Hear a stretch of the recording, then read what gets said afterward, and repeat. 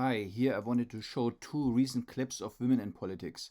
First, the White House Press Secretary Jen Psaki, and then the alleged Facebook whistleblower Frances Haugen. Let's look at their body language. And as they're standing or sitting still, here mainly looking at their face, their head movement and their statements, along with some hand gestures. And the question is if they come across as believable and authentic, or if they are instead deceptive and misleading. How I generally approach such a problem is that I put myself in their place, in their situation, and I ask how I would react or behave. And then I ask how generalizable is this by comparing to other people I observe or know. Large deviations from the average person are red flags. And here we are looking for clusters of these to make a firm assessment. So let's get started.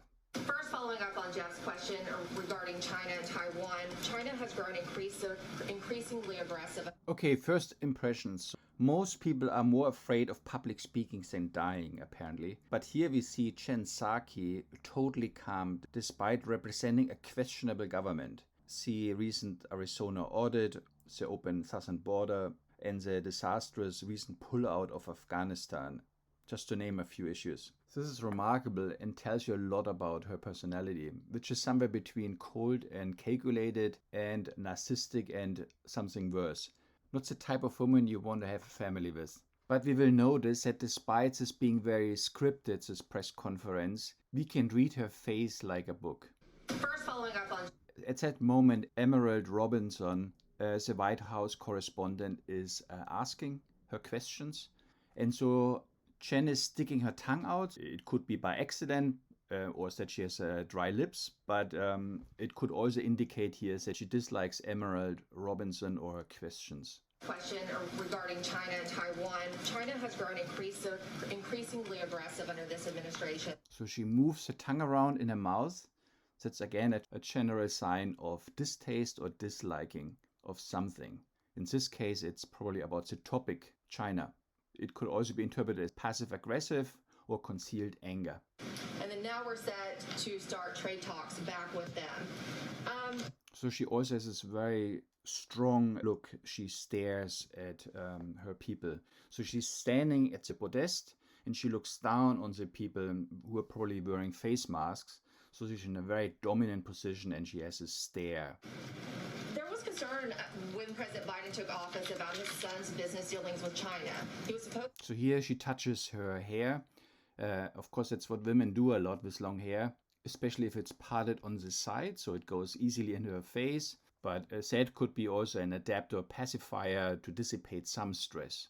However, overall, she looks extremely calm. Divest himself of his stake in. Deep breath. She's getting ready.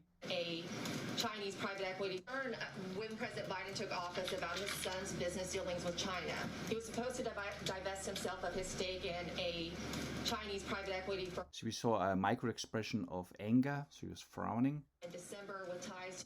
So she's puckering her lips and then she's pursing them, pressing them flat together. So the first one is more a sign of aggression. The other one is then more silencing or suppressing speech. Chinese central bank. As of April, he had not. So here we have a little nod. So she's following the question. Done that. And at some point, you are going to get back to us on that. Do you have an update on that? Has he dissolved? So here we saw a bit of a contempt smile, very brief. Dismissive, arrogant smile. Interest now? I'd point you to his representatives on that. He doesn't work in the administration. I would. So here we saw the wrinkles on the forehead. So it was more a symbol of trying to look concerned. Though, Emerald, that. Okay, she confirmed she's speaking to Emerald, as I said in the beginning. I think you're referring today to the announcement. So now she's not answering really the question. She's just converting it to something else. She's deflecting. She's answering about some trade deals. By Ambassador Tai about phase one. And what I think it's important to note here is that this approach definitely differs from the approach of the prior administration. So here she lashes out at the prior administration, at Donald Trump. And here we see the frontiers, so there's some aggression as well. And in our view, their approach hurt select sectors of the American economy and wasn't targeted to address strategic problems we have. These initial steps will help.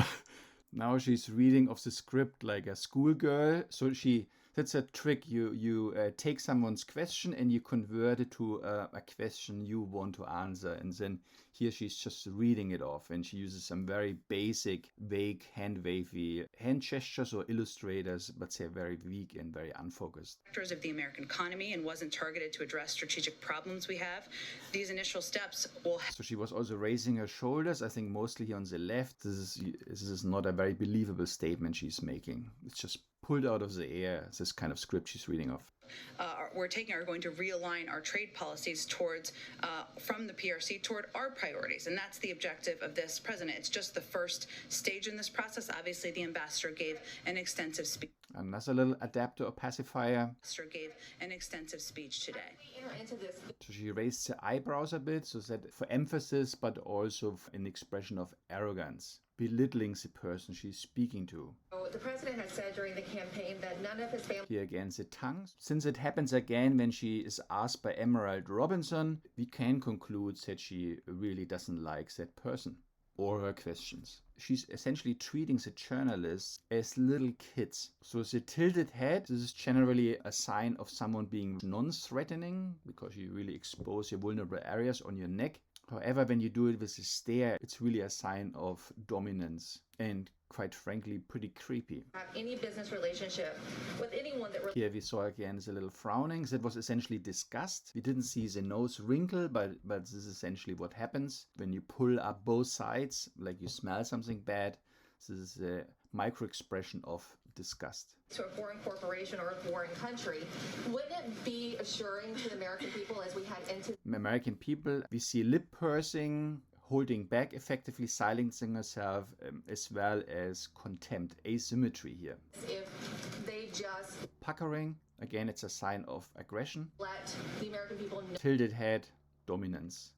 If Hunter has divulged himself in that. Again, I conveyed to... Closing the eyes, it's a sign of exhaustion. That's played, so she can move on to the next question. And then I think I'm going to have to move on. That you should talk to his representatives. There's no reason to yell. I'm certainly not yelling. So here she's passive aggressive. She's essentially projecting her own behavior to someone else, the aggressiveness, and uses this hand emblem to calm the journalist down, or Emerald. But in fact, what we saw numerous clusters of aggressive, dominant behavior from her side. You should talk to his representatives. That remains his policy. He's been working to wind that down. Beyond that, I think would talk to his representatives.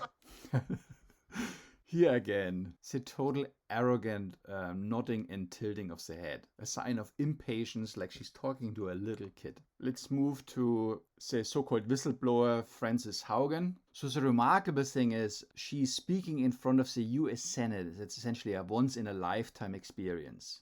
So let's see how she handles it. And again, I'm comparing to someone like me or us. How would we behave for the first time in the Senate? I joined Facebook because I think Facebook has the potential to bring out the best in us. But I'm here today because I believe Facebook's products harm children, stoke division, and weaken our democracy. The company's leadership knows how to make Facebook and Instagram safer, but won't make the necessary changes because they have put their astronomical profits before people. Congressional action is needed. They won't solve this crisis without your help. Yesterday, we saw Facebook get taken off the internet. I don't know why it went down, but I know that for more than 5 hours, Facebook wasn't used to deepen divides, destabilize democracies, and make young girls and women feel bad about their bodies. So did you notice anything? She had a completely blank face. No emotions, no strong feelings. Completely calm, a little bit like Chen. So no adrenaline rush. No sign of anger. So why is she speaking in front of the US Senate? You don't get to speak unless you can make a really strong point. You need to have passion and you would imagine authenticity. She just accused one of the largest mega corporations on this planet of destroying democracy and damaging girls and young women. However, she's just reading off her notes like they were written by someone else. No chance that she's a genuine whistleblower. It looks like a false flag, indeed, because she's requesting more censorship. So what do both women have in common? So both are represented by the same management company, as it turned out. While Chen is the spokesperson of the Democrats, Francis is a donor and radical operative of the party. So nowadays, really nothing is what it seems. So I'm ending with a couple of Freudian slips of the tongue to round this video off. So enjoy and talk to you next time. Bye. About why it's important to get vaccinated, why these vaccines are safe, why they can still kill you even if you are under the age of 27, and cover a range of topics of mutual interest, everything from COVID-19 and our efforts to address the global pandemic.